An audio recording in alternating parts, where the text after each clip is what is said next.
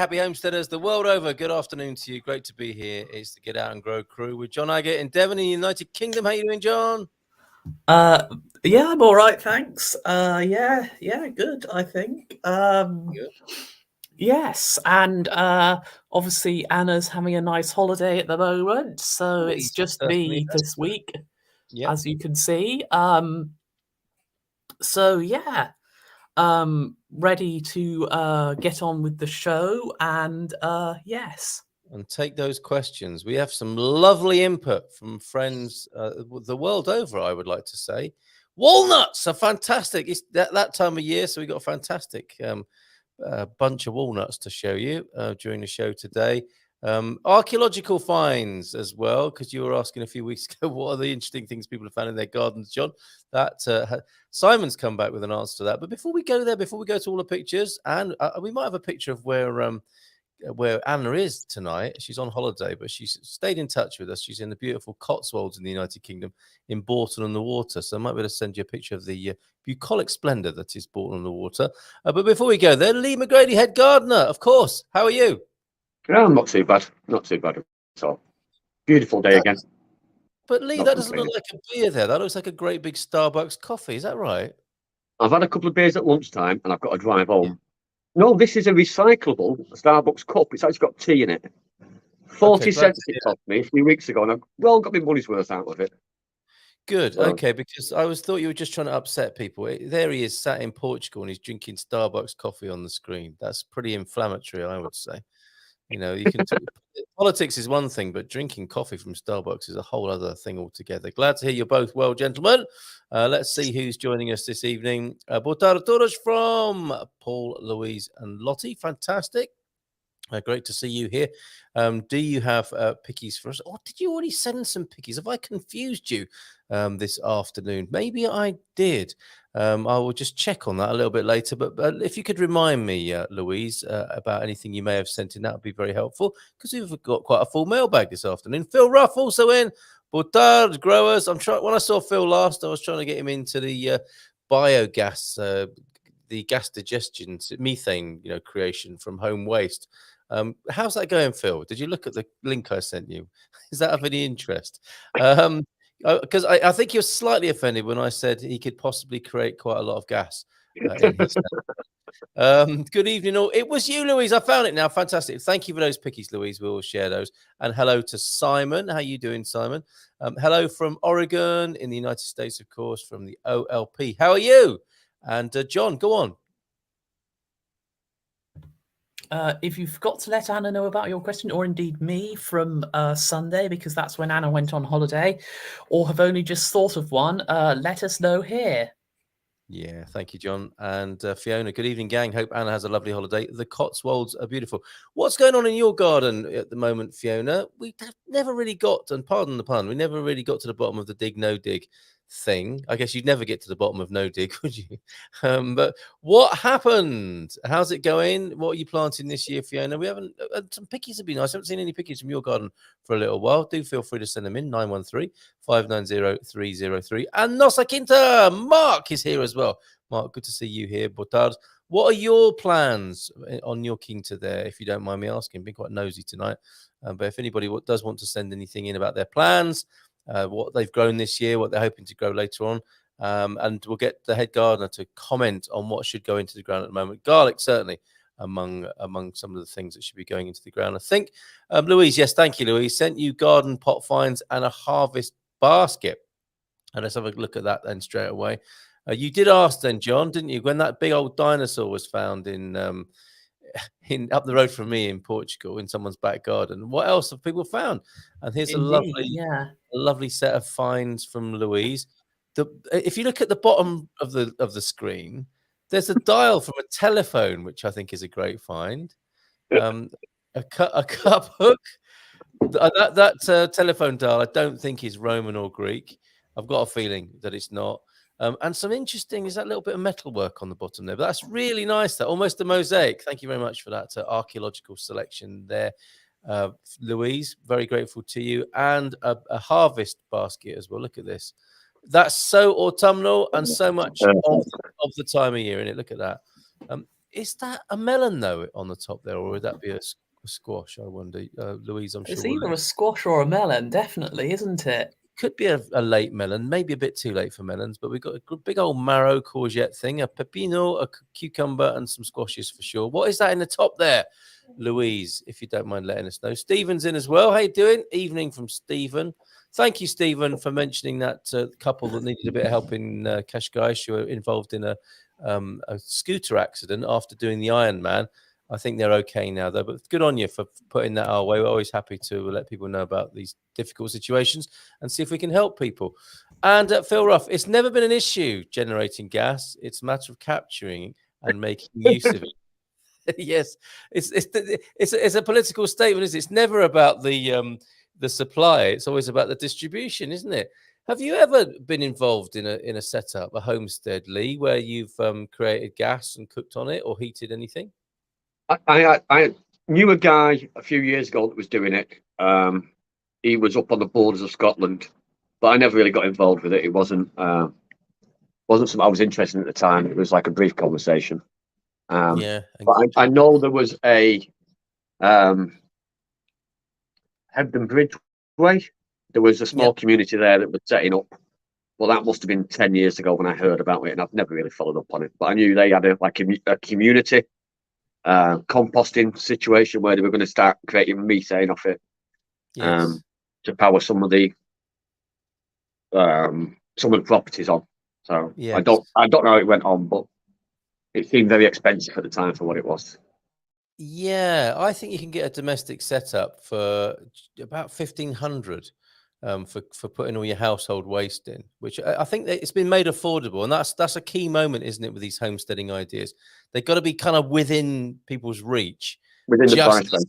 Yeah, just as something else in the society is putting pressure. So obviously, the rising gas prices help people to bring on the decision.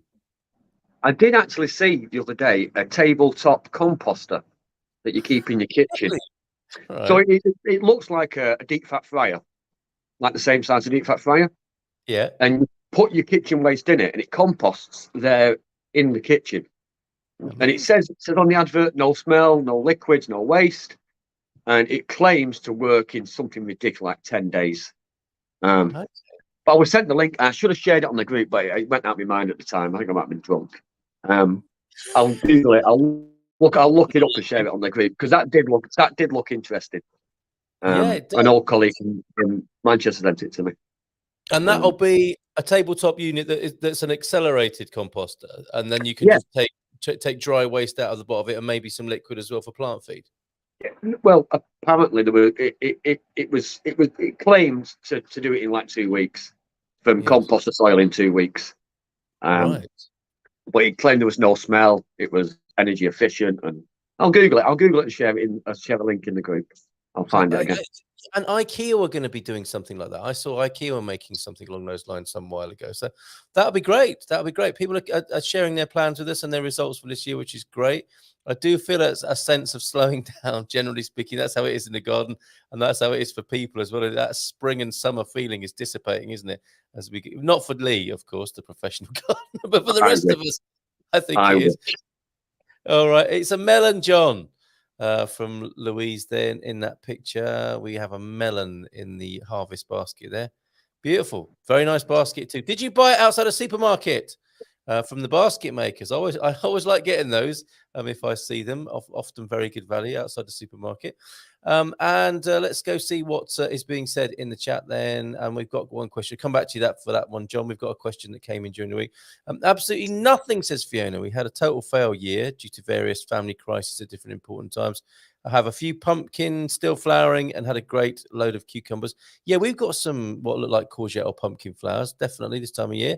Great load of cucumbers, but pretty much nothing else. So cucumber and pumpkin, cucumber salad and pumpkin soup there at Fiona's. Didn't plant the big garden this year at all. Wow. Have grown and sold a few herbs here and there, setting up to do a small winter garden at the moment. And I've got hundreds of seed trays and pots ready for proper Fewitched relaunch next spring.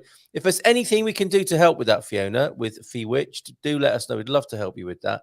Let's get that in the Gumper store where we support independent traders. Anything at all we can do. Pictures on the morning show, pictures in this show. You know where we are. if family stuff settles down. Yeah, family stuff, eh? There's 7 of us here now at the moment. Wow, so lots going on. Phil, re-citrus then. I think it's a citrus question for you, Lee. We have yellowing and curling leaves. Lime split, neighbor applied sulfate, question mark, pump via spray, not sure. Recommendations for yellow and curling leaves on citrus, please, Lee. It is that time of year, unfortunately. Your neighbour's doing the right thing, but I tend to just use neem all this time of year and let it pass. I've treated a garden yesterday. No, I didn't. Saturday, where I just did a very light prune on the tree, got rid of all the dead, damaged, diseased, everything crossing over, and then I give it a neem oil spray and I give it a nitrate feed at the base with granules. Granules available everywhere. The citrus feeds comes in a small box. You mix it with water and feed the bottom of the tree. It's just that time of year. There's a lot of stress being put on the plant now because it's producing fruits. So it does really, they do really need a feed. Okay. It's one of the reasons why I keep tree pits on the bottom of our citrus trees, so I can feed directly to the root system and not waste it on the grass. Just the time of year. Yeah. Okay. All right. So nothing to worry about excessively. It is you know, in Well, some no. ways If it had been fed 2 months ago, yeah, then he wouldn't be having the problem now. It's a problem because it's not been fed at the right time. When they're in heavy flower, you should then feed it once and then feed it again when the flowers have gone.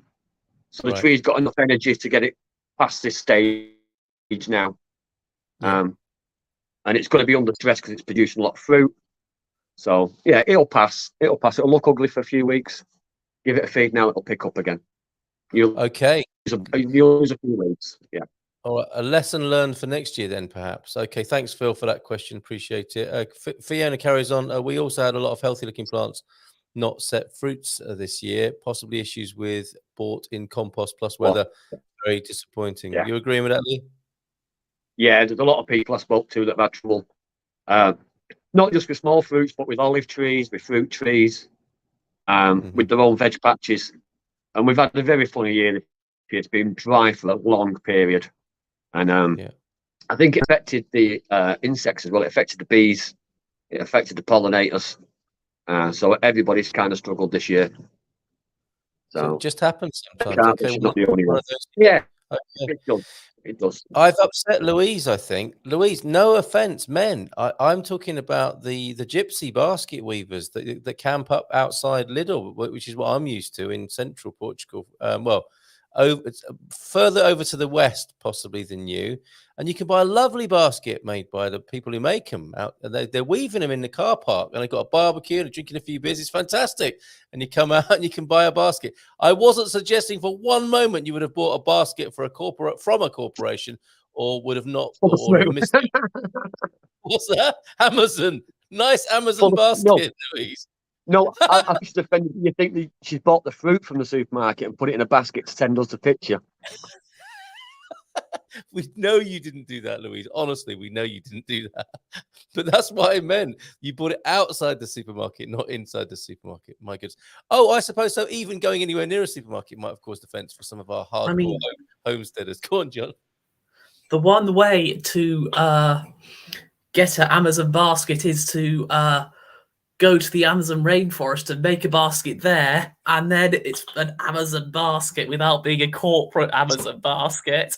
Well, yes, John. Thank you. That's obviously completely unrealistic, but yeah.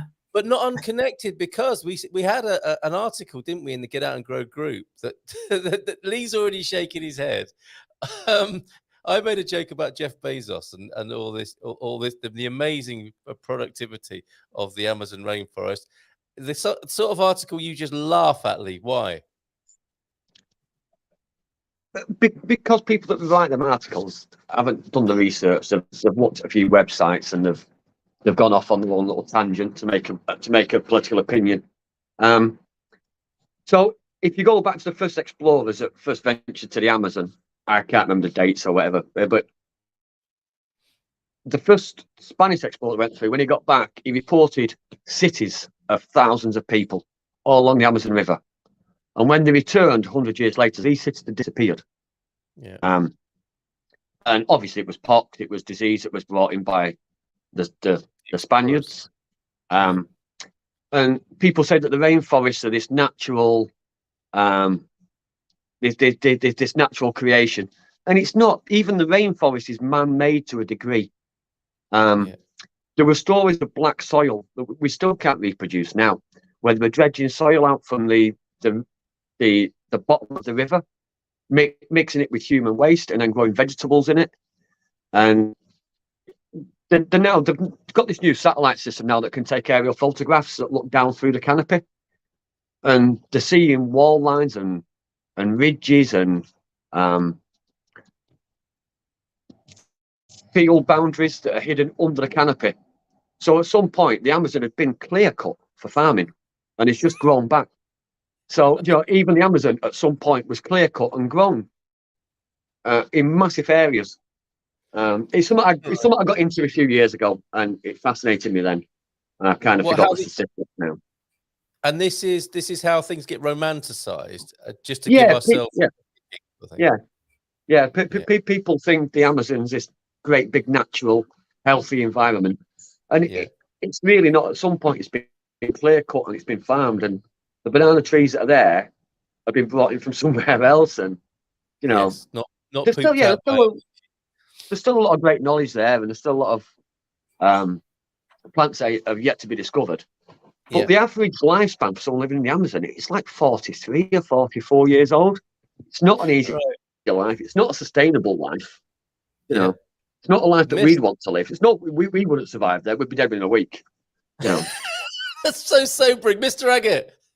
So, if I've understood this right, then the Amazon rainforest is basically rewilding, but on on steroids, basically.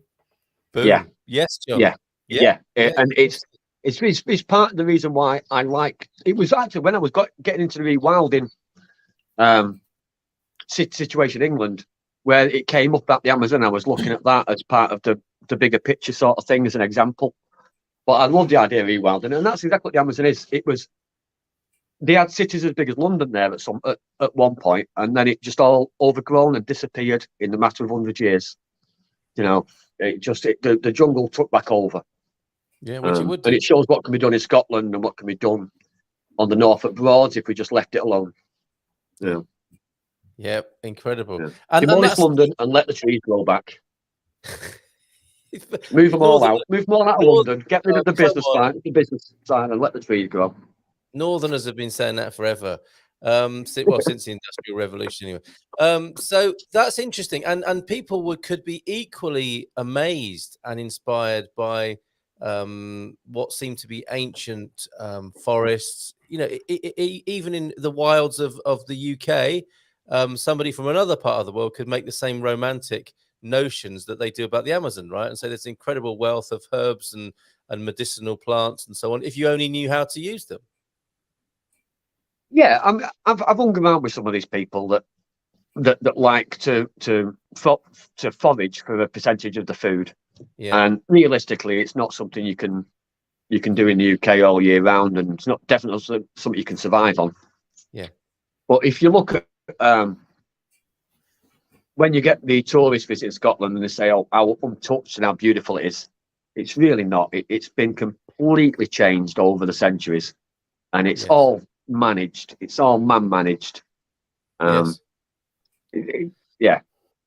future's got to be rewilding. We've got to see the sense in it, and start encouraging animals like the lynx back in. We've already done the beaver. Might have to draw the line at wolves, but it's a fascinating subject, and it's if you ever get half an hour to Google it and have a look at some of the YouTube videos, it's amazing. I can quite believe it. And what we're discovering, of course, is a lot of these articles and pieces and almost like environmental ideologies have a political background to them, don't they? That are forcing a certain kind of behavior or creating shame in people to affect behavior. Yeah, definitely. And I always try to buck the trend with stuff like that when they talk about the use of herbicides and pesticides, and say sometimes it's absolutely necessary, and if it's done correctly, then there's no real impact on the greater environment. It's the same with having a nice lawn.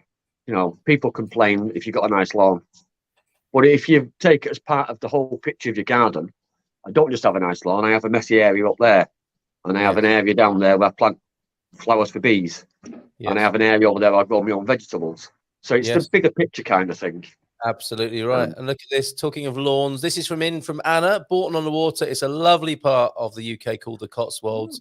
And that, of course, is a man-made environment, just like the British countryside mainly as well, isn't it? And you make a great point there, Lee, that what we think of as being wild is often a man-managed situation, as you describe it. So very interesting from that Amazon article then.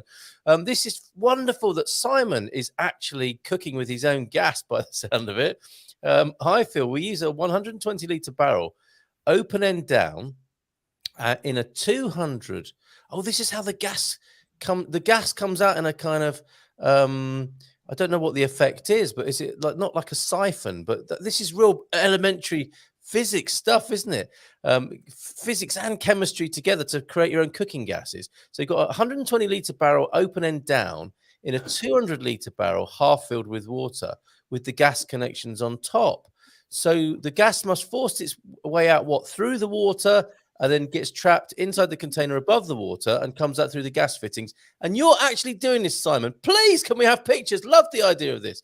This is fantastic. I want to give it a go here. I really do. And I don't think it's as dangerous as people have been indoctrinated to believe. A little bit of methane in your back garden, well, I suppose in the wrong hands could do a lot of damage. But I guess if you're basically careful, it's no more dangerous than any other gas installation that you've got coming in and out of your house. So fantastic, Simon. Let's please see it if we possibly can.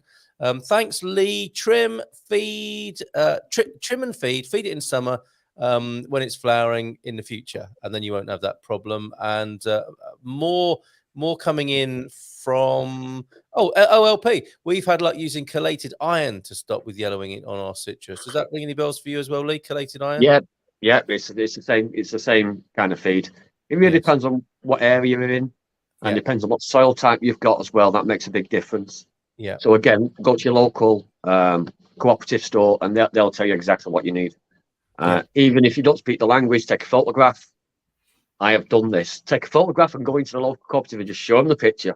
And they'll give you the bag that's relevant to you. Isn't that great to know that knowledge is there in Agrilogia or whichever one you use? Read the Amazon. Ford created a city, and it is only 100 years later, and it is mostly gone. So there you go. Rewilding takes about 100 years, it would appear. Isn't that amazing to know that, to think that we feel ourselves to be such an imposition on the landscape as human beings, which in many ways we are. But if we're not here, how quickly it can change again. I don't want to get too deep into it tonight because I've not got information with me. But they've done a similar scheme in the Yellowstone Park with wolves. So they were having a big issue with the rivers flooding or not flooding in the right place because of the lack of beavers, and they were having issues with deer overgrazing timberlands. So they brought in some wolves from Canada to repopulate the area.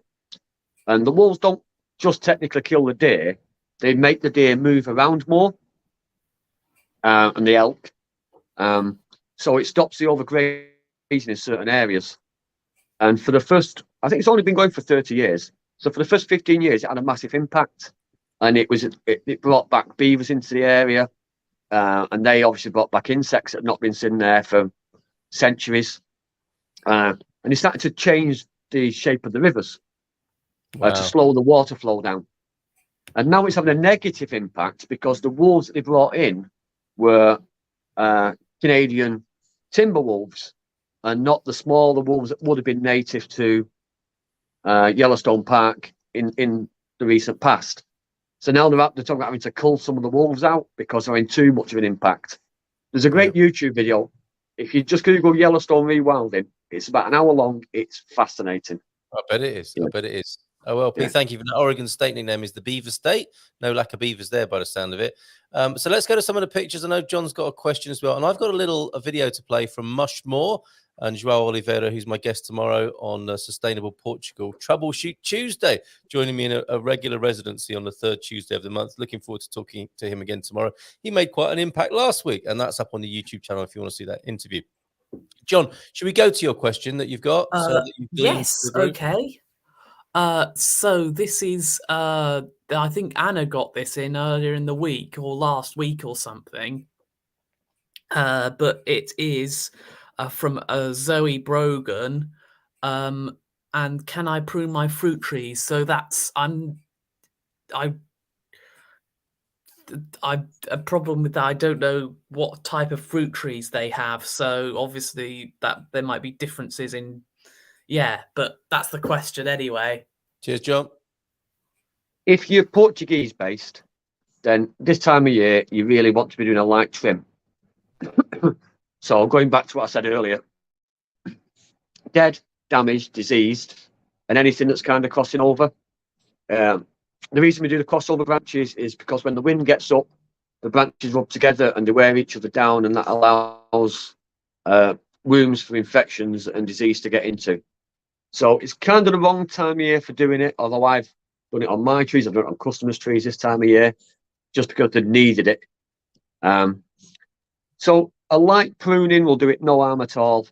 And pruning off or removing the fruit that's too heavy on the branches. So if you've got a branch that's really overweight bearing a lot of fruit, just take the fruit off and let the branch balance itself back up again. But if you're going to do it, just take it easy. Yes. All right. Fantastic. And wait for the spring. Yeah. Who was that? Was that Zoe that asked that question, John? Yeah. You might be muted up, mate. Okay, so there you go, Zoe. That's for you. We've got Victoria with us. Fantastic. Good evening to you, Victoria. You sent me some lovely photos already today. Hiya, kids. Boa tarde, contigo. My lemon tree is flowering. What can I do to guarantee lemons? It's in a terracotta container on the north-facing balcony. And I think we've got some beautiful pictures of Victoria's balcony here. Here we go. Is that one of them? That looks like a banana palm in there. Anyway, these are pictures from the balcony that we're talking about, and a beautiful rose from there. And we've also just in. We thank you, Victoria, for these. They're beautiful. There's some lemon blossom. Is there any chance of lemon fruit from this tree this year? Yes, definitely. Really? Cool. Yeah. So you want to get. Well, I think we talked about this before with other fruit. You want to get a cotton bud. Oh, yes. And touch each individual flower and go around the tree. Do it several times so you're cross-pollinating each different flower. And even though it's the same tree, the pollinations are working the same way. Yes. So get your cotton bud. Don't let your neighbours see you. Just go around touching each flower with it. You should have no problem. John, you were laughing last time, I think, weren't you? Oh, the idea make sure you stake the branches as well, because when the fruit does come on, that's a very small tree and you're going to get a good sized fruit off it. So you don't want it putting too much pressure on those branches. So when it starts to fruit, put a cane in, tie it on gently, just to give it some support. Fantastic. Look, she's already doing the hand pollination. I think, was it you, John, that suggested that Victoria might dress up as a bee when she was doing that on the tomato plants? Get your bee outfit on again, Victoria. At least a few stripes. Branches to stay. She's doing all the right things. So we're expecting a photograph of some lemons. Won't that be fantastic to squeeze onto your salad dressing there, Victoria? There's a salad dressing joke in there somewhere as well, isn't there? I think we do have other jokes. And Lee, you might be getting ready with that. This is a gardening show, not a comedy show. Warning in just a little while, because T-Duck is here. Greetings, gardeners. I'm late, says T-Duck, with a little bit of this. Two of my trees look deserted. They appear to be absent without leaves. Bom dia. Alegria. Alegria. Sorry, wrong jingle. I actually leaned in then for a proper question. I thought it was going to be a proper question to that one. No, it's T-Duck. Right. But maybe this isn't one now. If I add more soil to my allotment, will the plot thicken? Lee? And it better be finally, I think. I dug a hole in my garden and filled it with water. I meant well. John's enjoyed them. Lee keeping a straight face there. Yellowstone, Yellowstone, the peak predator changes all the dynamics. In the US, no human hunting in more national parks, so not a peak predator without wolves there. So Phil's keeping an eye on that as well. It's interesting stuff, isn't it? And if anyone does find the link to that documentary that Lee mentioned there, do feel free to put it in the chat there, because I'm sure that'll be fascinating. As with your tomatoes, Victoria, oh yes, it was Matty. Wear a bee dress to complete the process, and please send photographs. Odd thing when you use pesticides, you now have a job until you bring in the predators for those pests. So the chemical company likes it. You just want to budget for that. Is that a fair comment there, Lee? It depends how far you go with it. I use them very lightly. I use them irregularly. I use them as little as possible. So I've never had any real issue. We've mentioned before that when I worked at the greenhouses in the UK, we used to bring in ladybirds. Oh yes. To get rid of green fly, which was a great use of what would you call it? There was a word for it. I can't think of it now. But yeah, it was circle of life. Yes. Yeah. But sometimes insecticides and herbicides are just the only option. Okay. And all right. Unfortunately, I've dealt with some cranes this week that are coming out of people's lawns this time of year, and the only way to deal with them is with a herbicide. Otherwise, it's going to destroy the lawns. Okay. And unfortunately, it's just the way it's got to be. Yeah. Okay, and very interesting how crane flies come out of the lawn, isn't it? How does that work? What do they look like in their sort of larval state? They're a small black bug. You barely notice them until they start to develop into the fly itself. Right. And it's only the last few days of the change when they actually start to destroy the lawn, and then they appear and they've gone. Okay. And you'll just see like molehills, little worm cast hills all over the garden, and it can happen in 2 days. It can kill a lawn in 2 or 3 days. Right. It's horrendous. And they're all just like floating across the lawn like drones for those couple of days of the year, perhaps. Is that right? You don't really see them because it's a sort of an early to late evening sort of explosion, and if you're not there to see it, you kind of miss it. Yeah. And then you're wondering what's happened. Wow. Okay. But then you see them later on. Fertilizer, is that going to be needed for the lemons? In the pot, yes. But I'd use a very light fertilizer. Right. I'd actually be tempted to make my own for that, because you don't want anything too strong. So if you get a jug of water or a small bucket of water, leave it on your balcony, get like a net bag, pair of tights, pack that with your kitchen waste for a few days, leave it in the water for a week. That will be the perfect fertilizer for your lemon tree on the balcony, because it's very soft, it's very easy going, and you can water out of the bucket rather than with a watering can. One more time on that, Lee. Sorry, say that what that fertilizer is again. Okay, so you get a bucket of water, like a mop bucket size of water. Yeah. Either a net bag or a stocking, something that's going to allow the liquid from the contents inside to get into the water, and then pack it with your kitchen waste, potato peels, banana skins, anything green, any green waste. Pack it into the bag, leave it in the bucket of water for a week, and you'll see the change in colour in the water, and that will be perfect fertilizer for the balcony tree. Okay. If you put anything too strong in there, and it's really easy to do. Yeah. Okay. To overcompensate when you're putting concentrated feeding, you're going to end up damaging the roots. So make a really light one, then use that to water the lemon tree. And because you're watering every 2 or 3 days, then you're not going to ever damage the roots with it. Cannot wait to see the produce coming from your balcony, and it'll be such a lovely thing for other people to see that, Victoria, that in a tiny little space like that, you've created a place of beauty and productivity and fertility there. So great job. I want to put this on the screen for a moment. This is our farm, Portugal, Nossa Quinta, Portugal, which is, of course, Mark's place. My initial plan is to understand what is growing, and what is going on, and what has been grown before, as opposed to planting lots of new plants. That's a good strategy, isn't it? And taking Lee's advice of seeing with what the locals are growing. That if you can be patient and watch rather than just get stuck in. That's got to be a good idea, isn't it, Lee? Yeah, obviously he's going to want to do his own 5 favourites, as I always talk about. Yeah. So he's going to want to create a small area on his land for that. But again, you don't need anything. A good tabletop size, dining tabletop size would be perfect for that. Yes. But I think as Mark's doing it, they've got a little bit of land that comes with it. So yeah, definitely going out, seeing what the neighbours are growing, especially if you want products that you can sell.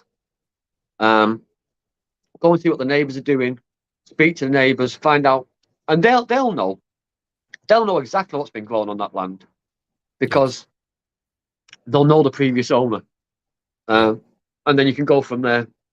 And also, I think he's got the great opportunity now, because he's fresh to it, to look and see where he can make his money on it. So if he wants to go for just one, like grapes, concentrate on grapes and make as much as he can on just producing grapes or olives or potatoes or squash or whatever it is, he's in the ideal opportunity now, because the land's been left for a little bit to hit the ground running and try and get as much from one product as possible. So yeah, speaking to the neighbours and seeing what's available locally, it's a great idea. All right, and this is such a lovely website as well. I wanted to put it on the screen. It's time to start something new and trust the magic of new beginnings. That's the subheading of Our Farm Portugal, Nossa Quinta Portugal. And very generously, Mark has put a load of other YouTubers on, apart from me, it would appear. But that's because of the little change we've had recently. But look at this. He's not got my TikTok on there either.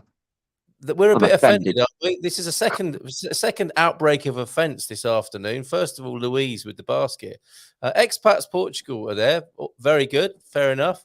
But how about Good Morning Portugal as well? Any chance of that, please, Mark? And also Lee's latest TikTok video where he's dancing Don't put my TikTok on there, please. Don't do it. Okay, great job, Mark. I hope you'll join us from time to time on the morning show as well to chronicle your journey here. Cool, clever kitchen compost. That is a lovely idea, isn't it? Because you're reusing what's coming out of the kitchen, and that's a real nice circle of life thing, a bit like using the ladybirds in the greenhouse. Scott's with us as well tonight. Olaf from Washington DC. Great to see you here, Scott. Thank you for joining us. Question for Lee then: do you know if wood ash can be used as a pesticide as well? Good question. Thank you, Simon. I've never used it as a pesticide. I use wood ash to fertilise the ground. Right. I've seen a few articles where people have tried to liquidize it, to add it to water, to use it as an insecticide, but I've never tried. All our wood ash goes directly onto the soil and gets dug in, because it's perfect. It's perfect to enrich the soil quality. Okay, and I've said it many times before. Our terrace at the back of the house here, they were sand 3 years ago, or 3 years ago. They were just sand. And now we've got a great loamy soil coming on. And every year it gets better and better. And all I've added to it is green waste and firewood, the leftovers from the fires. Fantastic. So rather than wasting it trying to make an insecticide, I just bang it straight into the ground. I also put it around the tree pits for the fruit trees, and they really do love it. All right, super. It's really carbon rich. It's perfect. Yep. Okay, we're running out of time. We're coming towards the end of the show. Feel free to use the photos of my olive harvest I sent you earlier today. We'll do, and I've missed them this morning, Matty. We didn't show those this morning, but we talked about it. And look at he's harvested loads of olives. He's going to get some olive oil for the first time this year. What a lovely feeling. And I think you're going as part of a cooperative, aren't you? Which is the great thing to do. Ankle deep in olives there in the net. Well done, Matty. And a final picture, I think, of Matty up the tree with a bit of harvesting. He's got shorts on. He doesn't look like he's got gloves on. This goes against all that we were talking about last week, right, Lee? This is very irresponsible behaviour from Matty. I've done it in shorts. But yeah, I always wear my gloves. And the last time I did it, the guy had like it looked like a strimmer, but with prongs on the end of it. Yeah. And they vibrated, and he put it up in the tree, and all the olives just fell off. Brilliantly. Yeah, I was fascinated with that. It was a great bit of kit, but not cheap. I think it was about €700 for the machine. But Yeah. he was doing hundreds of trees every Yes. year, you know, so it was obviously worth the money to them. Yeah, yeah, absolutely. Thank Yeah. you very much for those, Matty. Lovely. And Wood Ash, we've done that. Phil did a major prune of the old fig tree this week, trying to get it accessible and trim the limbs, pointing down and crossing. The crossing tip is great, Lee. Well done. I am planning to wait to trim the upper reaching branches until winter. When? Asked Phil. Yeah, anytime after sort of Christmas, you've no real issue with figs. You could hack them down now, to be honest, and they'd come back. You can't bloody kill them. Yeah.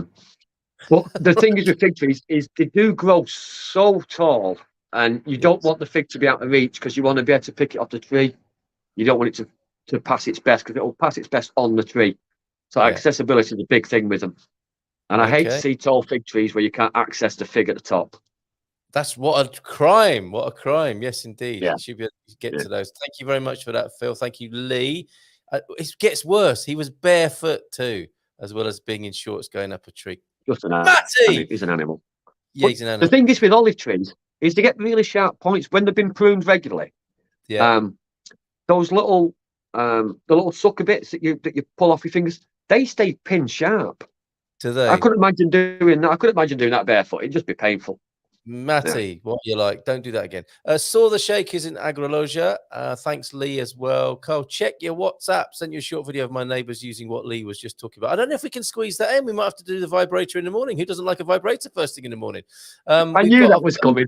I knew that was coming. I put an electric fence around my garden, Lee. This sounds awful. I put an electric fence around my garden. My neighbour is dead against it.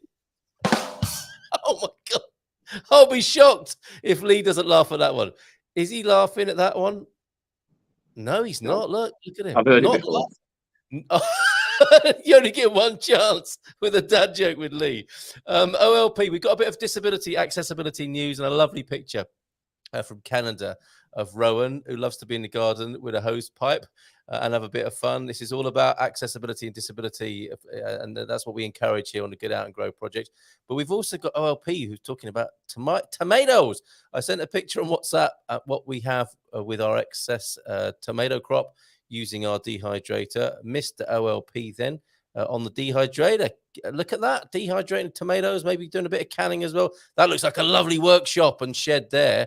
There's a drill stand there. That is a proper man shed workshop there. Fantastic. Nice bit of dehydration going on. Thank you, OLP, for that. We'll go to our bit of accessibility, disability news in just a moment because I think Fiona's talking about it. And who else was it who had a bit of a glut of tomatoes? Ditto, says Louise. Bumper crop of toms and peppers this year. So canning of all of those can take place. Would love to do a canning special here. Fiona, thanks for this message. Just a thought as I'm missing Anna's presence tonight. We all are, Fiona. She's having a lovely time, we hope, in the Cotswolds in the UK. Bourton on the Water. It reminded me to mention to Carl, I suggested getting in touch with a friend of mine in Scotland to talk more about inclusive gardens, gardening and community projects. She has her own horticulture business, but also heavily involved in empowering people in council homes to grow their own food, plus a community orchard, sensory garden, and more stuff. Anna and I have chatted before, but we think you missed her tagging you. Let me know if you want. Definitely want to see that, don't we, John? That'd be fantastic to feature that particular place. Thumbs up from John. Great show tonight. We're not finished yet. Thanks, Carl, Lee, John, and all the happy homesteaders, the happy gardeners. I've got a lovely picture or two to share with you. Deagle's in Portugal, of course, and has found at the Albufeira, I guess the great big swimming pool complex there, Albufeira 2022. It's the 10th World Down Syndrome Swimming and Artistic Championship. So shout out to everybody who's at that. I hope you're having a fantastic time in Albufeira for the 10th World Down Syndrome Swimming and Artistic Championships in the water there. Nice shirt, Deagle. I don't know if that's you or you captured somebody wearing that, but thank you for the for sending that our way. Walnut harvest while I can see that. And finally, then a picture of Rowan. Rowan is son of Justice, who gave away the T-shirt to us. It might have been on the Man Cave as well. On last Friday night, if Andrew remembered to mention it. But there's Rowan having a fantastic time in what looks like a lovely garden there in Canada. Loves playing with the hose and pretty good grower, I think, with some of those. What are they? Lilies there in the garden. So shout out to you, Rowan. Hope you're watching, or you get to see this later on. Send us a message if you will. Thank you, everybody, for being part of this tonight. Really appreciate it. And a final comment from Victoria. Thanks so much for all the great info. Actually, last word should go to the head gardener. What should we be doing? Is there anything we've missed tonight, Lee? I'm doing veg this weekend. I've had a terrible year doing my veg plot. We kind of give up halfway through. I try to minimise as much as I can. But onions are for sale now. They're just coming to our local store. So I'm doing onions, cabbages. I'm doing it's the other one that I really like. It's going out of my head as we're speaking. Spinach. Spinach. I'm putting all the plugs in this weekend. I'll send some images. So it's no excuses. We've had rain forecast for this week, so it's perfect time for me to start my winter veg. So top man. All right, cheers, Lee. What we'll do is I've got a few more comments that I'll put up on the screen. John's got to go, I know. I'm going to play a video. Joao Oliveira, he's my guest in the morning. Check this out. This is a new course. It's not just about gardening. It's about independence and sustainability. Cheers, Lee. Cheers, John. See you next week. Good night. Hello, dear all. This is the channel of Eclusão, and with you, it is Joao. I know that seeing just another workshop on vegetable gardens might be boring for you. It could happen to me. But this is not a workshop about gardening. This is a workshop about autonomy and independence. So if you come to Fundão and if you come to the Casa of Eclusão, you will learn for sure how to make a beautiful spiral vegetable garden. That's for sure, and that's granted.